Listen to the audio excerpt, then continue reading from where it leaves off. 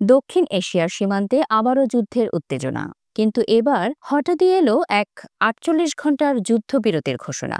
বুধবার এক আনুষ্ঠানিক বিবৃতিতে পাকিস্তানের পররাষ্ট্র মন্ত্রণালয় জানায়, আফগান তালেবান সরকারের অনুরোধে এবং পারস্পরিক সম্মতির ভিত্তিতে দুই পক্ষ ৪৮ ঘন্টার অস্থায়ী যুদ্ধবিরতিতে সম্মত হয়েছে। এই সময় উভয় পক্ষ গঠনমূলক আলোচনায় বসবে, যার লক্ষ্য একটি দীর্ঘমেয়াদী সমাধান খুঁজে পাওয়া। কিন্তু প্রশ্ন উঠছে, যুদ্ধবিরতির আড়ালে কি ঘটছে?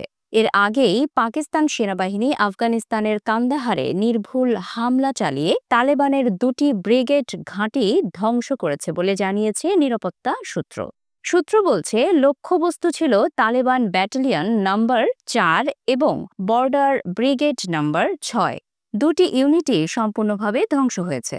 নিহত হয়েছে ডজন খানেক যোদ্ধা ও বিদেশি অপারেটিভ। পাকিস্তানের এক নিরাপত্তা কর্মকর্তা জানান, তালেবানের প্রধান ব্রিগেড ধ্বংস করা একটি কৌশলগত বিজয়। তবে এরপরই যুদ্ধবিরতির ঘোষণা আসে, যা বিশ্লেষকদের কাছে এক ধরনের কূটনৈতিক চাল বলে মনে হচ্ছে।